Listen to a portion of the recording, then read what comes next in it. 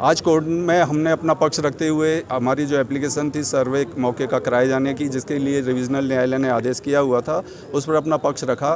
प्रतिवादी पक्ष जो लगातार ये प्रयास कर रहा है कि स्थल की आख्या ना आने पाए, उन्होंने वही अपना तरीका अख्तियार किया।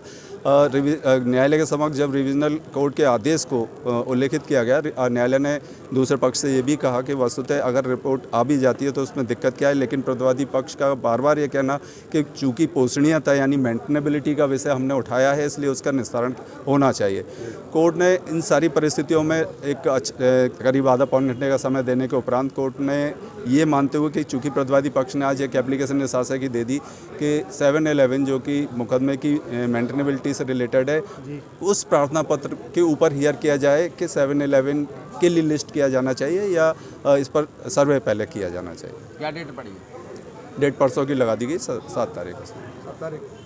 आप अगला बताया क्या सुनवाई और क्या तरह रखी महेंद्र प्रताप की जो पिटीशन फाइल थी, एक्चुअली आज 2 मुकदमे थे। एक तो जो महेंद्र प्रताप ने दायर किया वो, और एक मनीष यादव जी ने जो दायर किया है। महेंद्र यादव की एप्लीकेशन, इनका कहना ये था कि हमारी जो शाही मस्जिद ईदगाह की इंस्पेक्शन की एप्लीकेशन है उस पर सुनवाई की जाए। हमारा कहना ये था कि हमारी ऑलरेडी एक एप्लीकेशन पड़ी हुई है जिसमें हमने मेंशन किया है कि इनका मुकदमा कानून से बाढ़ है, तो लिहाजा इसे रिजेक्ट किया जाए। तो रिजेक्शन ऑफ प्लेंट की एप्लीकेशन थी हमारी, जिसे ऑर्डर 7 रूल 11 के तहत दाखिल किया जाना पाया जाता है सीपीसी के तहत। तो हमारा आर्गूमेंट ये था कि सबसे पहले वो तय नहीं होनी चाहिए कि वास्तव में मुकदमा चलने लायक है अथवा नहीं, उसके बाद ही ये तय हो कि इंस्पेक्शन की एप्लीकेशन सुनी जाएगी अथवा नहीं सुनी जाएगी।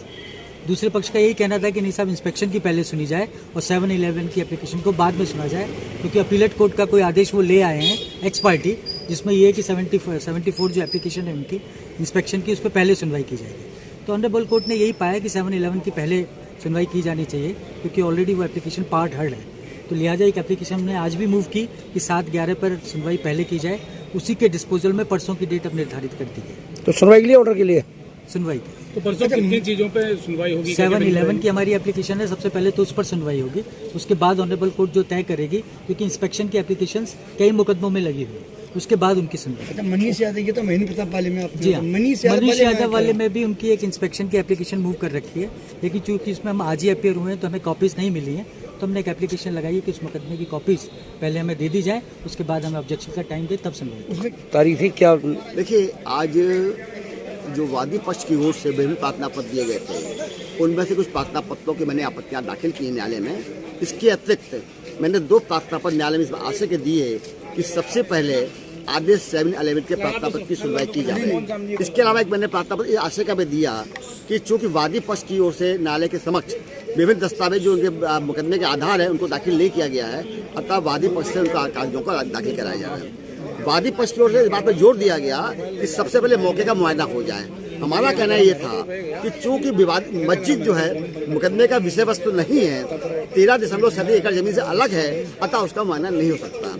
बहुत तर्कातर्की हुई और वादी पक्ष की ओर से बहुत प्रयास किया गया कि 7-11 प्रार्थना पत्र की सुनवाई ना हो सके, क्योंकि उनको मालूम है कि अगर 7-11 के प्रार्थना पत्र की सुनवाई हो जाएगी उनका मुकदमा खारिज हो जाएगा, अतः उस पर नहीं सुनवा दी।